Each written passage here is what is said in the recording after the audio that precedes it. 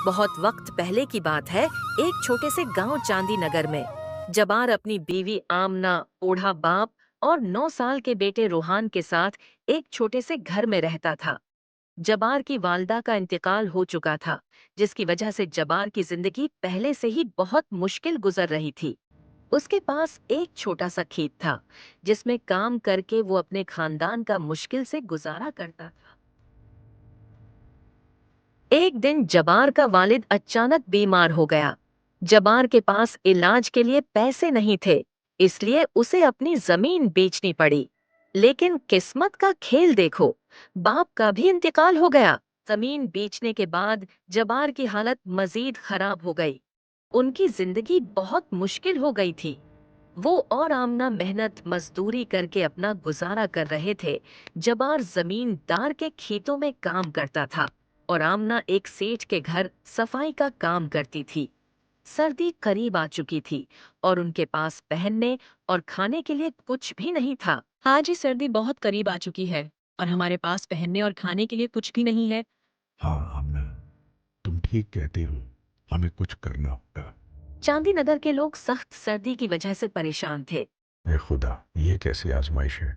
आमना, देखो, इस साल कितनी ज्यादा सर्दी पड़ रही है। इतनी सर्दी में काम करना बहुत मुश्किल हो गया है। घर से बाहर निकलते ही हाथ पैर सुन हो जाते हैं। ना जाने इस साल की सर्दी कैसे गुजरेगी। बेटा, तुम्हारे पापा काम पर चले गए हैं और मैं भी जा रही हूँ। तुम अपना ख्याल रखना, बाहर मत निकलना। बहुत सर्दी है, खाना बनाकर रखा है। ये कहकर आमना काम पर चली गई। बाहर बहुत ज्यादा सर्दी थी। थोड़ी देर बाद आमना सेठ के घर पहुंची। सेठ का मिजाज बहुत सख्त था। वो आग के पास खड़ा अपने नौकरों पर चिल्ला रहा था। जैसे ही उसने आमना को देखा तो बोला, अरे आमना, तुम इतनी देर से क्यों आई हो? मेरे आदमियों को देखो, सुबह 4 बजे काम पर आ जाते हैं और लगता है तुम्हें काम की कोई कीमत नहीं मालूम। सेठ जी, आज सर्दी बहुत ज्यादा थी, इसलिए जल्दी नहीं उठ पाई। लेकिन आप फिक्र न करें, मैं जल्दी जल्दी सब काम निपटा दूंगी। अच्छा, बहाने बनाने तो तुम्हें खूब आते हैं। जाओ, चुपचाप काम पर लग जाओ। अगर आज काम में कोई गड़बड़ हुई तो मैं तुम्हें निकाल दूंगा। तुम्हारी जगह काम करने वाले बहुत हैं। सेठ की ये बातें सुनकर आमना को बहुत दुख हुआ, लेकिन वो कुछ भी न कह सकी। ये उसकी मजबूरी थी। वो चुपचाप काम करने जा रही थी कि सेठानी करीब आकर बोली, अरे, आप क्यों डांट रहे हो इस बेचारी को? देखते नहीं बाहर कितनी सर्दी है, फिर भी ये काम पर आई है। ये भी तो इंसान है। आपको जरा सा भी रहम नहीं आया? खातून, इन लोगों को ज्यादा सिर पर चढ़ाना ठीक नहीं है, नहीं तो ये कोई भी काम ठीक से नहीं करेंगे। आमिना ने कुछ नहीं कहा और चुपचाप काम पर लग गई।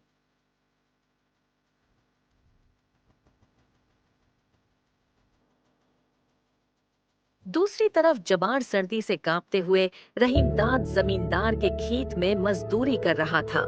रहीमदाद अपनी जमीनों का काम कराने के लिए जबार और दूसरे मजदूरों पर सख्त नजर रखता था। अरे जबान, काम ठीक से कर। सर्दी का बहाना मत बना।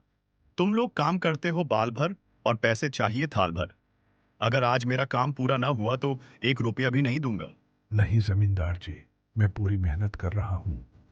सर्दी बस थोड़ी ज्यादा है, इसीलिए हाथ पैर जम से गए हैं। लेकिन आप फिक्र ना करें, मैं आपका काम पूरा करके ही जाऊंगा। सुबह से काम करते करते जबार के हाथ पैर सर्दी से अकड़ चुके थे और थकन उसके चेहरे पर साफ नजर आ रही थी। लेकिन उसे अपनी बीवी और बेटे की फिक्र थी, उसलिए वो इतनी सर्दी में भी जी तोड़ मेहनत कर रहा था। ए खुदाया, ये कैसी आजमाइश है। इतनी सर्दी में भी काम करना पड़ता है। अगर मैंने काम छोड़ा तो जमींदार मुझे निकाल दे और घर कैसे चलेगा। शाम होने को थी। जबार किसी तरह सर्दी में काम मुकम्मल करके घर लौटने की सोच रहा था कि रहीम दाद ने फिर से उसे काम पर लगा दिया। अबे जबार, सुन, आज ये काम पूरा करके ही जाना। अगर थोड़ा भी काम रह गया तो समझ लेना, तेरी नौकरी गई। जी जमींदार जी, जैसा आप कही। चुपचाप फिर से काम पर लग गया। बेचारा जबार कर भी क्या सकता था। मजबूरी उसे ये सब करने पर मजबूर कर रही थी। इधर चांदीनगर गांव में सर्दी से सब परेशान थे। गांव का चौपाल, जहां अक्सर लोग बैठकर बातें करते थे, अब सोना पड़ा था और गरीब लोग अपने घरों में महसूर थे। अब उनका वाहिद सहारा आग थी।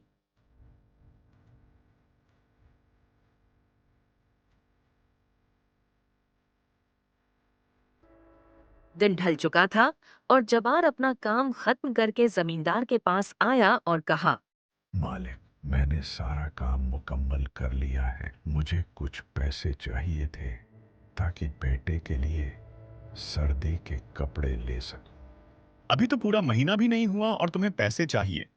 कुछ दिन इंतजार करो, फिर मिलेंगे। जमींदार की बातें सुनकर जबार दिल में दुखी हो गया और घर की तरफ चल पड़ा। जब वो घर पहुंचा तो रात हो चुकी थी। आमना ने जबार को बताया कि रूहान की तबीयत खराब हो गई है।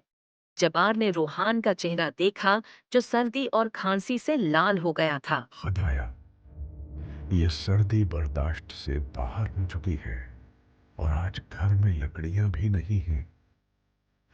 जमींदार ने देर तक रोक लिया और लकड़ियां लाने का वक्त ही नहीं मिला।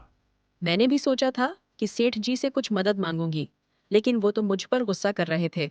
आमिना और जबार एक दूसरे से बात कर ही रहे थे कि अचानक रूहान की हालत बिगड़ गई।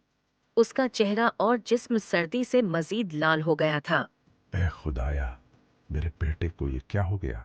इसे बहुत तेज बुखार हो गया है। तुम जल्दी से हकीम साहब को ले आओ। मुझे बहुत डर लग रहा है। तुम फिक्र न करो, हकीम जल्दी आ जाएंगे। सब ठीक हो जाएगा। जब्बार हकीम के घर पहुंचा, लेकिन बदकिस्मती से वो वहां नहीं थे। आमना ने इतनी जोर से आवाज दी या खुदा!